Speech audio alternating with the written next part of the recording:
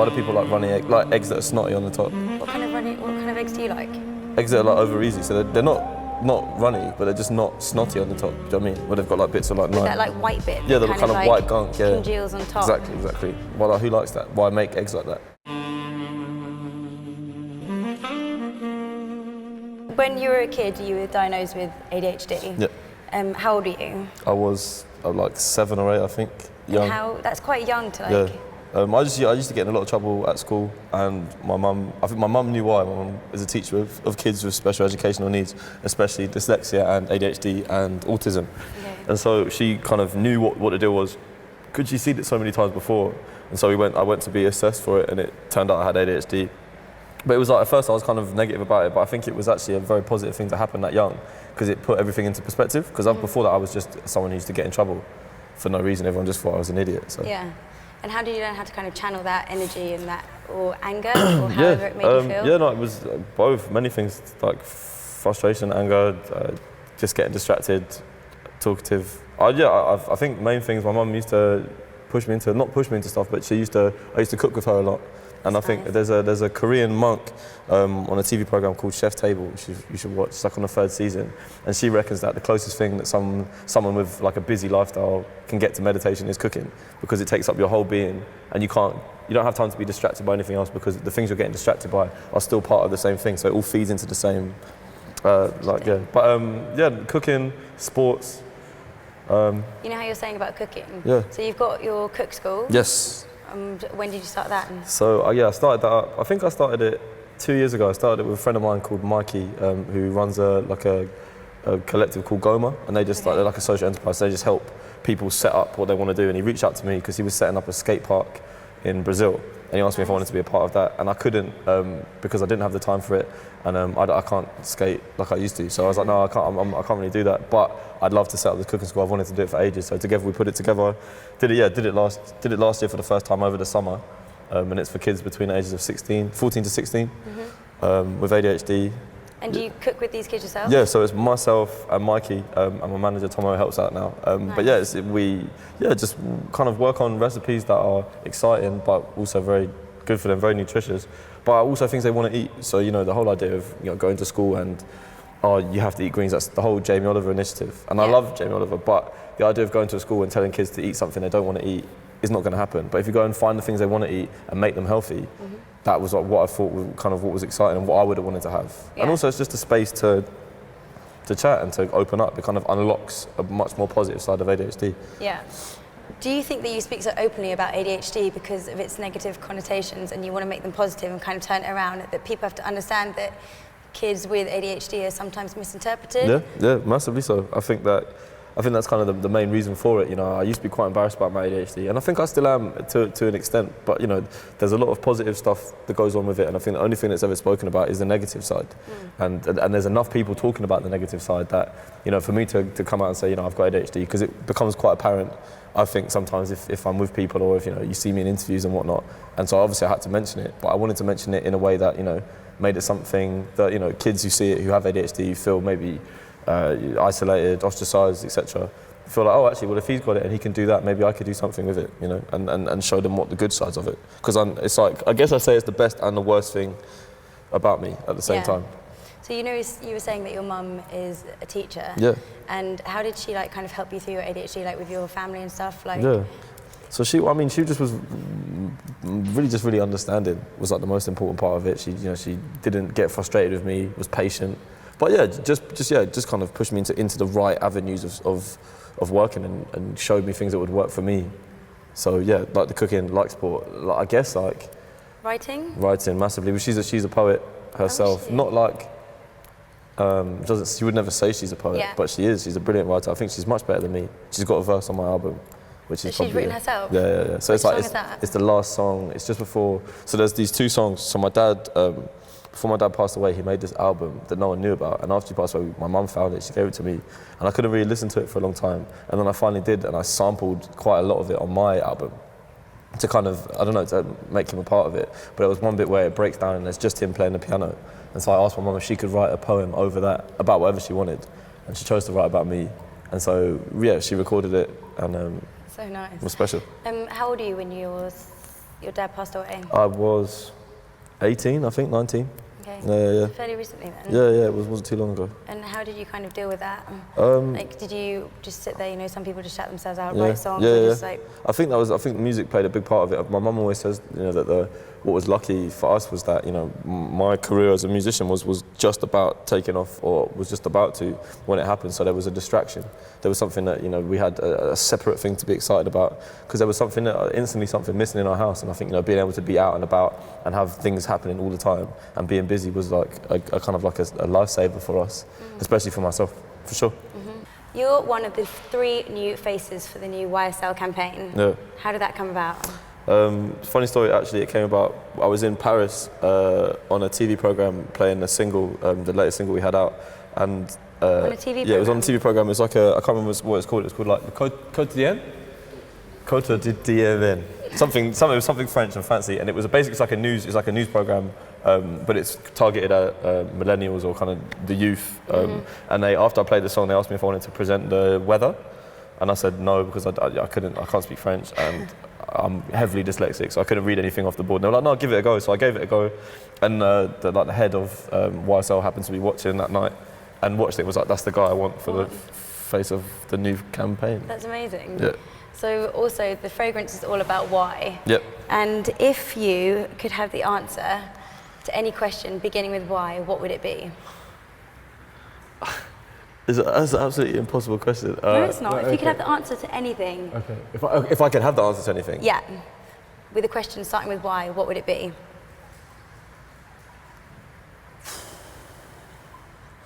Why? I don't. Why is there? Why are there people suffering in the world? How about that? That's fair enough. So also, I know you've spoken a lot about your ADHD. Wait, can I not say that? Why are there runny eggs at a calf? Why do people like runny eggs, like eggs that are snotty on the top? What kind of eggs do you like? Eggs that are like over easy, so they're not runny, but they're just not snotty on the top. Do you know what I mean? Where they've got like bits of like... With that like white bit? Yeah, the kind of white gunk, yeah. Congeals on top. Exactly. Well, who likes that? Why make eggs like that? Some people love that though. They love dipping their little chips into it. But I'm not them, I'm asking because... Yeah, but you can look, I like it when it's dippy, but I just don't like it if... But dippiness, runniness and dippiness are 2 different things. Just move on. Anyway, how do you start with going about with your lyrics? How do I start writing? How do you start going about with your lyrics, yeah? It's kind of different. Usually I write the first 4, so say if something happens, I can only really write if something's happened that I want to write about. So I can go like 6 months without writing anything if there's nothing interesting happening. So give an example of the most recent thing then. Okay, most recent. Or the recent, like, is it if you're just walking down the street? Well, no, so it can be. You kind of can see the beauty in anything. Can see I guess that's kind of where it comes from. But the most recent thing, for example, I was finding it kind of weird because these days when we're out and about on the road, honestly. Everybody we're with, I pay a wage to, but a lot of them are my friends. Yeah. And it was only very recently that I found it quite strange, that I'm hang out with people that I consider my friends, but the reason we're all together all the time is because I'm paying them. Yeah, but then that's also a nice thing, isn't it? Yeah. Because so many people don't get that opportunity when they're touring. Completely, to be with their friends. People around them. So this is exactly what I wrote about, was the idea of, that I felt so lucky to be able to only be paying the people, like, kind of helping people out who've helped me out my whole life, so it was a wicked thing, but also how strange it is, and just the fact we're never home. But that's what I wrote about last. Which song for you means the most on your album, or have you written any recently? I think the Son of Jean, the song about my mum and my brother, the one that's got my mum's poem on it, I think is the most important to me because it's got my whole idea for that song was just to bring my mum back. My mum and my dad kind of like to immortalise them together, and I did that. So that for me is something that I think I haven't quite topped yet. There's been a few things I've written recently that I'm proud of and I think reflect me a bit better just because I've got older and a bit more grumpy. But I think that's the one for me, for sure. Do you think literally your writing style's changed from when you first started to now? Like open your eyes a bit more and... Yeah, I think so. I guess kind of, anyone who's creating anything is continuously evolving with what they're doing, but I don't think it's changed too much. I think the subject matter has changed slightly just because it's a different perspective. I went from being someone who was kind of stuck with a student loan that I couldn't afford to pay to now being a person who pays X amount of wages or whatever. So those perspectives instantly changed. Like now I have to pay a mortgage and stuff, which is not something I was doing when I was 19. So it wasn't something I understood and all the things that come with that. So yeah, I think my approach to it is different or maybe a bit more considered, but it's still the same. Yeah. And you were saying about your mates and travelling around with them and stuff.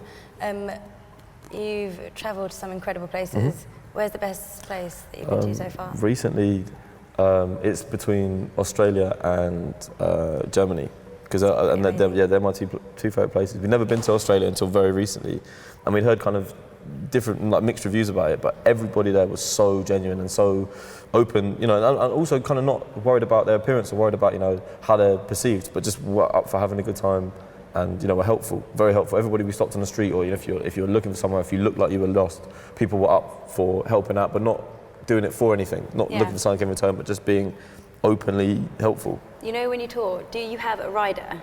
Yeah. Or any? Yeah. What do you have? The latest edition is a Guinness on draft, just 1 pint of Guinness waiting, crisp and cold. Why? But other than that, just because I love Guinness. Also, I don't know, my dad used to drink Guinness, and when he used to have a Guinness, I used to, like, poke the top of it to make loads of little volcanoes, and I used to get in trouble for it, and then I used to, like, suck my finger. So maybe it's because of that. But that, whiskey, no nuts, because I'm allergic to nuts.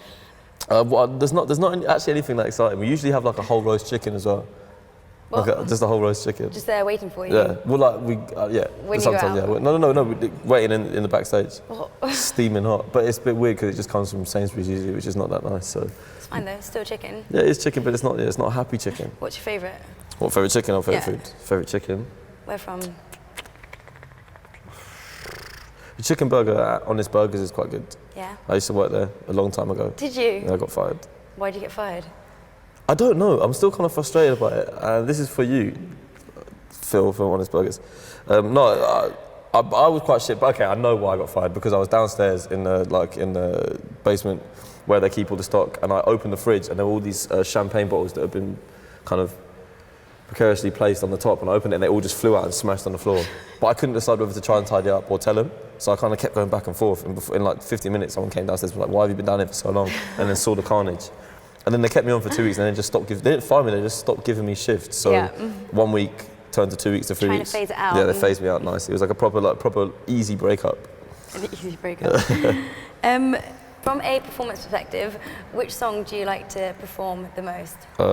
Anyone that either makes the crowd go completely silent or gets them jumping, because Fast is kind of rare. So Ain't Nothing Changed is one of my favourite songs because, a lot of people know it, and it's one that gets the crowd to move around. But yeah, the thing I like to do the most is it kind of varies from show to show. So before we put a single out, I like to perform the song that's going to be the next single as a poem. Because I think that sometimes the music doesn't get in the way, but it becomes something completely different, and it's nice to have a focus on the words, because that's how the whole thing for me began. Do you know what I mean? So I do that, and it also means that it's one time in the show where everybody falls silent. And it's literally in the middle of the show as well. Yeah, it can be anywhere. Usually it's either at the middle or as an encore, because I don't really like encores, but I like to come back. If people really want me to come back, I'll come back. But I usually do something that they've never heard before, and I think it's good to do a poem because it means they have to listen. Yeah. So from a music perspective, yes. Who are your influences? My mum and my dad, I think, probably my biggest musical influences, but also loads of people. My mum and dad used to listen to like David Bowie and Leonard Cohen, Bob Dylan, and I used to kind of bring to the mix a lot of, I guess hip hop. So Mos Def, Talib Kweli, Eminem, Rakim, kind of everybody who was from the 90s and was making music about real stuff. So who have you collaborated with that you love, and who do you want to collaborate with? I collaborated with Kate Tempest, who I'm a big fan of, and I've become good friends with. So actually the way that came about is I got kicked out of uni for the day in King's Cross. For the day? Yeah, just for the day. I just got sent home. And what did you do? Don't worry. And so I was on the way back to the station, pissed off, and I got to the station and she was just there, and I'd seen her perform the night before, and so I went over to her and I was like, we've never met before, but I'm a big fan. And I never really do it because I'm very bad at getting starstruck. And so I was like, spoke to her and said, I'm a big fan, I love the show, I think maybe we'll be working together soon, I hope. And then she was like, oh cool, had no idea about it, and then didn't say anything, and I didn't say anything else, but I just kept smiling and nodding. I was like, for ages. And then she just walked away. I was so embarrassed, it was so bad. But then like the next day I got a call from Dan Carey, who she works with, and he was like, yo, would love to get you in the studio with her. Do you think she knew who you were? No idea. I don't think she did. She says she remembers meeting me, and it wasn't as awkward as I think it was. But when you have things in your head, you always build them up to be worse than they actually are. Exactly. Who would you like to collaborate with? Loads of people, man. I'd like to collaborate with Michael Kiwanuka. Okay. I would like to collaborate with a guy called Madlib. I'd like to collaborate with my dad, which is something I can't do, but something I think would have been cool. I think those are my big ones. Anderson .Paak, I'm a big fan of. Yeah, he's great and Yeah, he's man. big at the moment. Yeah.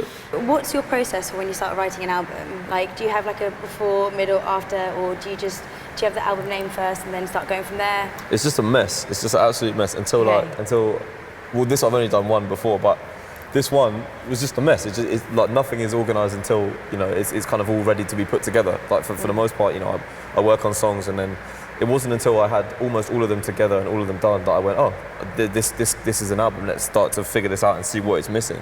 And then did you look at it and think, oh, something needs adding here, something needs adding here? Yeah, the only thing I didn't force myself to write, but the only thing I knew I needed to write was a song about my mum, because it's something that I felt quite strongly about. And so when I finally got the beat, it's a sample of one of my dad's tunes. When I got the sample from when I took that to my friend Quez, and we like kind of worked it, reworked it, and flipped it, that's when I was like, okay, if I can get this song done, then I've done it. Yeah. So that's like, yeah, that was kind of the last piece of the puzzle for me, which was exciting. And it's probably one of those things that'll be harder for you to put together. Yeah. But then it was also one of those things that probably comes easiest. Yeah. But because you want to perfect it so much, Yeah, because she's completely. your mum. Completely. It was a weird one. I think my mum was the one who kind of finished it off, because I'd written my stuff and had recorded it in the dining room actually at my house, and she was there with the poem written. I hadn't heard it yet, and so I said, "Joe, could you just do it so I can hear it for the first time?" And she did it for the first time, and that's what we recorded. We recorded, and that was it. It was done. Amazing. She saved it. Do you have anything specific that helps you with your creative process? Whiskey. Do you have your really? No. Do you write when you're drunk? I do write when I'm drunk sometimes, actually, yeah. And sometimes it's better. I don't know. It's not something I do all the time. Like I did after it a night out? Yeah, I wrote the seamstress quite drunk. Did you? Yeah, I did. I was actually really drunk when I wrote that song. And what was it about? It is just about a girl I used to know that I don't know anymore. Okay. But yeah, no, it's interesting. What does help me? Swimming helps me. If I get writer's block, I try to go swimming. Walking my dog helps me. I write a lot of my stuff in my head when I'm walking my dog, and then come back and try and finish it off. Do you ever find though, when you have those thoughts and you're writing something, or you're thinking, you know, I could write about this, but then you'll forget it, like, and then be annoyed at yourself and be like, always. I haven't written it down. I think I've forgotten all the best ideas. All the best ideas I've had, I've forgotten. Is that why you keep your little notebook with you? Yeah. And how often do you fill up your notebook? It depends. If I'm busy, I can fill a notebook up in a couple of weeks, if it's a small one. Yeah. But yeah, I just fill them up sporadically. But I keep losing. I've got so many because I lose one, or don't lose them, but I misplace them. So I've got kind of, this year I've started 4 or 5 different notebooks, but they're not finished. That's quite nice, because then you can go back to them. Yeah. It is cool, and they kind of all got different stuff in. But a lot of it's music, a lot of it's lyrics, but also there's other stuff in it, like planning for, you know, the ideas for music videos, or stuff for the cooking school, you know, or anything like that. New merch or whatnot, just stuff, yeah. All ideas kind of just fly into that. Okay. Yeah. That was really mean. Okay. Thanks, yeah, cheers. Okay. And what's the ultimate goal for you? Where do you want to be in like 5 years' time? 5 years older. No, okay. I want to get another dog. What kind of dog do you have? I've got a poodle.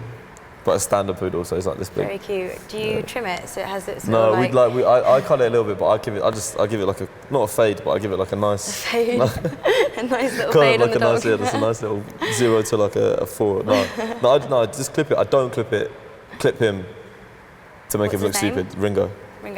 It's called Ringo, but yeah, so I'm hoping to get him. Is he the one on your... Yes, on the cover, yeah, that is him. Yeah. That's very cute. So I'm hoping to get him a girlfriend, is the plan. Excellent, and then you have lots of little Ringos. Yeah, that's my mum, it's a bit of a long story, but my mum, since now I'm kind of doing what I'm doing, I have been able to pay my mum's mortgage, which means that she doesn't have to work as much anymore.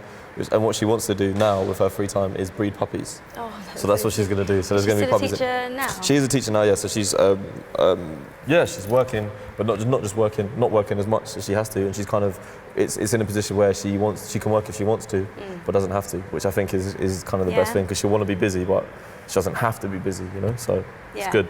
And what kind of hobbies do you have on the sideline? Like, what helps you relax? And what do you want to do when you chill with your friends? Cooking, play football. Who do you support? Liverpool. Why is that? You never walk alone. Because I watched Argentina, England years ago, and Michael Owen scored, and I asked my dad who was that, and he said that's Michael Owen. Does your dad support Liverpool? No, my as dad well? supports Man United. He was a big Man United fan, and so the whole reason about it, because I carry like a Cantona shirt with me, and I get a lot of stick for it because he's a Man United player and I'm a Liverpool fan, and it was because I wrote the tune about my dad, and when my dad passed away, I figured it was like the ultimate sacrifice, because all I wanted was to kind of show him how much I cared, kind of how much I loved him. So I don't know. I felt like if he ever saw it, he would, he'd know how much he meant to me, because I was kind of doing the one thing I would never want to do, which is wear fucking disgusting Cantona shirt. So that's the whole idea about it. I get a lot of stick for it, but it really doesn't matter. Do all your other mates support Liverpool? No, none of my other friends support. I've got no friends that support Liverpool, because I've got sensible friends. So, well, actually no. A lot of my friends support West Ham or Arsenal. My mum supports Crystal Palace, and we've got season tickets to Crystal Palace. So they're like my local club, and they were my second team. But now that they've come into the Premier League, I can't support two teams in the same league. So no, you can't. Exactly. So, but I do, like, on a very secret. I've got a very strong soft spot for Crystal Palace. Okay. How do you think Liverpool are going to do in the Premiership this year? Going to win the treble. No, I don't know. I reckon we've got a chance of doing okay in the Champions League, maybe winning the league. But I want to say we're going to win the league, but we probably won't. But I reckon we'll come top 4. I reckon we're looking good. We haven't signed. If we can get, there's a few people I want to sign. I want to sign a good striker, and I also want to sign Virgil van Dijk. I want to get Suarez back. Fucking nibbly Suarez. That's what I want to get back. But I don't mind anybody. Aubameyang, Marco Reus in midfield would be people I'd want to get. Aguero, Wayne Rooney. Haven't you got a song about Wayne Rooney? Don't you have a song about Wayne Rooney? I definitely don't have a song about Wayne Rooney. Anyway. The White Pele. The White Pele. But now he's at Everton, so it doesn't really matter no, it's not. anymore. It makes no difference, and he's getting old. Pele had grey hair as well, and Rooney does not have grey hair. That's true. No offence. That is true. I'm Loyle Carner, and you can catch my album out right now. It's called Yesterday's Gone. You can come to Chili Con Carne, which is my cooking school, and you can come play me at football five-a-side, Shoreditch pitches, Tuesday nights. But you do not want it. Excellent. Yay! I'm so sweaty. Sweaty. You killed it. It was really good.